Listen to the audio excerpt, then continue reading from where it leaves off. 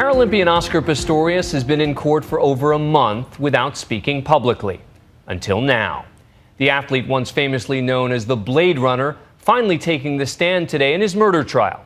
He admits he shot and killed his girlfriend, Reeva Steenkamp. But how did it happen? And why is he apologizing now? ABC's Matt Gutman is in South Africa with this report from inside the courtroom.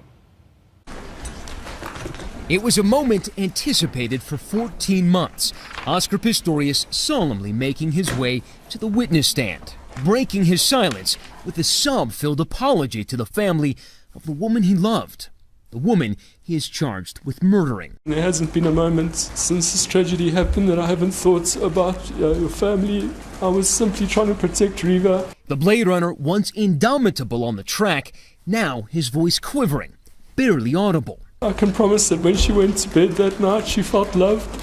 After Pistorius made his way to the witness stand, he walked right here and addressed directly Reeva Steenkamp's family. Now, the defense would not allow him to be videotaped, so it was audio only, but here in court we could see his lip quivering as he was trying to talk to them. We could see that he hadn't slept in days, his eyes sunken and dark. And for the rest of his nearly 3-hour testimony, he sat here like this, hunched over. Steenkamp's mother sat stone-faced, seemingly unmoved, unlike others in the courtroom who wept. Legal analysts say his testimony is the hinge upon which the trial could turn. Pistorius admitted to shooting Reeva through the closed door of the bathroom in his home on Valentine's Day last year. Pleading not guilty, he claimed he mistook the model and reality star for an intruder. We're only interested in whether in his own mind he thought he was acting unlawfully in that moment. And what would unfold over the next 3 hours in a stuffy Pretoria courtroom would essentially be the Blade Runner's autobiography, perhaps an attempt to humanize him in the eyes of the world, and the judge will decide his fate, starting with his traumatic last year. Do you have a difficulty in sleeping? I'm scared to sleep. I have terrible nightmares about things that happen at night where I wake up and I can smell blood and I wake up to being terrified. His defense attorney asking him to describe his descent into paranoia. I've got a security guard that stands outside of my front door at night. It is a trauma so thorough, said the broken man testifying, that after living through the ghastly tableau shown in crime scene photos in court, he's on medication for depression. And throughout, still professing his love for Reeva. I was kind of taken aback by her and just bowled over by how much I fell for her. He says he always kept his gun close, under his bed, he says to protect his beloved girlfriend and himself. Pistorius grew up with a healthy fear of the outside world. His mother, divorced from his father when he was just 6 years old, kept a pistol beneath her pillow.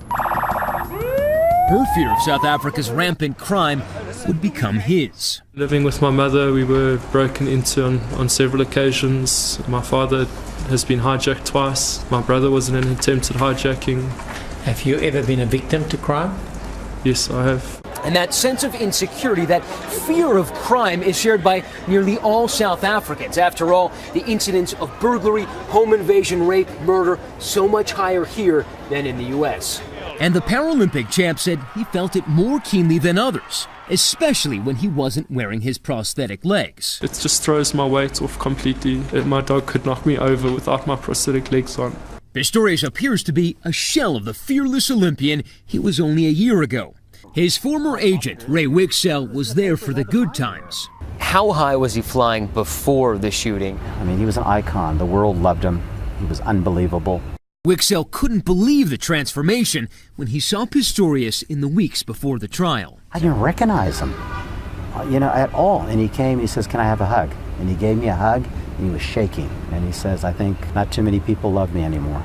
It is this portrait of a man crippled by guilt and depression who'd always felt vulnerable, who felt the need to arm himself against the outside world, which could actually be the key to his defense. He'll of course raise the fact that he is disabled, that he has a heightened sense of vulnerability compared to other people in the same position. His story winding down, Pistorius seemed to sink in his chair.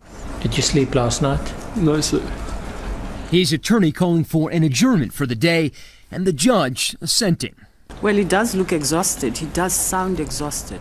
Walking out of court, the once invincible Olympian looked shattered. But he returns to this courtroom tomorrow with the final chapter of his tale left to tell. A Valentine's Day tragedy that ends with his love dead in his arms, a murder charge against him, and a single question. Why did he pull that trigger? I'm Matt Gutman for Nightline in Pretoria, South Africa.